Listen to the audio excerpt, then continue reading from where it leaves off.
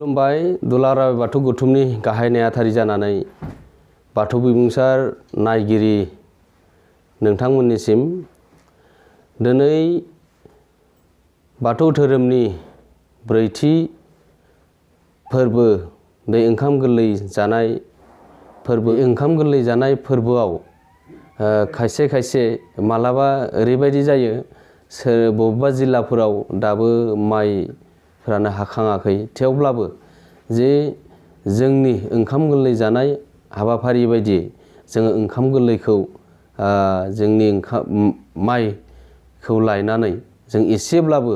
जों बेवहाय ओंखाम गोरलैखौ बेवहाय होनांगोन आरो बेजोंनो लोगोसे जोङो गासैबो बेवहाय जोङो दिनै ओंखाम गोरलै जानायनि हाबाफारिजों जों बेखौ गासैबो जिल्ला आफाद आरो गामि आफाद दुलाराय बाथौ गौथुमजों आरो बाथौ सिबियारि हिसाबै दिनैनि फोरबो बे ब्रैथि फोरबोखौ गाजा गोमजायै दिनै सानसेनि हाबाफारिजों मोजाङै खुंफुंलांनो हागोन। दिनैनि फोरबोजोंनो जोंनि जायफोरा बिश्वकर्माजों गारि मथर बावो नाथाय जोंनिया दिनै बे ओंखाम गोरलै फोरबोजोंनो रजं बोराइ रजं बुरैनि गुरुफोरनि गेजेरजों जोंनि दिनैनि जायफोरा गारि मथर सिखा रुवा खदाल बेजों दिनै जों जयैनो जायफोरा जोङो खामानि मावनाय आइजें आइलाफोर दङ जों दिनैनि गेजेरजों जों बेखौ जोङो बावफायो आरो बेजोंनो जोङो दिनैनि जायफोरा जों सोरबाफोर सानदोंमोन जे बिश्वकर्मा खालिसो जोङो बिश्वकर्मा फोरबोनि गेजेरजों जों बेखौ बावो नाथाय दिनै बिश्वकर्मा जायफोरा बै दिनाव सिबिदों नाथाय दिनै बाथौ धोरोमारि हिसाबै दिनैनि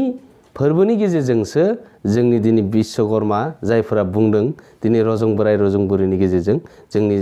खामानि मावनाय आइजें आइला गारि मथर बेफोर गासै दिनैनि गेजेरजोंसो बावो आरो बेखौ दिनै दुलाराय बाथौ गौथुमनि गाहाय थानसालियावबो बेखौ जों जयै खालामदों आरो जिल्ला जिल्ला बियाब गामि आफादफोरावबो दिनैनि सानसे हाबाफारिजों खालामदों आरो जायफोरा खालामाखै दिनै बिनि गेजेरजों खालामनानै लानांगौ आरो बियो जोंनि ओंखाम गोरलै जानाय फोरबोनि गेजेरजोंनो बे जोंनि गासै आइजें आला सालायग्रा गासैबो दिनैनि गेजेरजोंनो बेखौ जों बावफायो आरो दिनै आसामजों लोगोसे आसामनि बायजोआव थानाय दाब दाब रायजोआरि बाथौ सिबियारि बिथांमोनाबो दिनैनि बे ओंखाम गोरलै जानाय फोरबोखौ खुंदों। थिग बेबायदिनो जों गासैबो दिनैनि बे ओंखाम गोरलै जानाय फोरबोनि दुलाराय बाथौ गौथुमनि जानानै सिबिनाय आरो खुलुमनायखौ बावहरग्रोदों। नाथाय दिनैनि बे हाबाफारि बायदियै जोंनि बे ओंखाम गोरलै जानाय हाबाफारिखौ गोजोनै खुंफुंलांनो हाथों आरो जोंनि आसार खान्थि बायदियै खुंफुंलांनो गासैबो जिल्ला आफादनि गेजेरजों आरो बियाब गामि आफाद आरो दुलाराय बाथौ गौथुमनि गाहाय थानसालि बेवहायबो दिनै गाजा गोमजायै खुंफुंनाय जागोन आरो दिनै दुलाराय बाथौ गौथुमनि गेजेराव जे दिल्लीनि गेजेरजों दिल्ली बर' बाथौ गौथुमनि बिथांमोनाबो दिनै बड'लेण्ड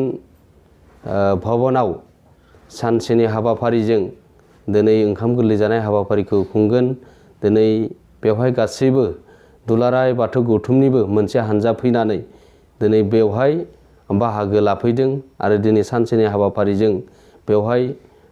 ओंखाम गोरलै जानाय हाबाफारिखौ खुंगोन आरो बेजोंनो लोगोसे जेरैबायदिहाय आसाम अरुणाचल वेस्ट बेंगल नेपाल मेघालय दिल्ली बेफोरबायदियावबो दिनै सानसेनि हाबाफारिजों मोजाङै मोजां गासैबो बे हाबाफारिखौ मोजाङै खुंफुंलांनो हागोन आरो बेनि थाखायनो दुलाराय बाथौ गौथुमनि जानानै गासैनिसिमबो फिन खेबसेबाव खुलुमनायखौ जासिहरफिनदों। खुलुमबाय जै आफा बोराइ बाथौ दाहा।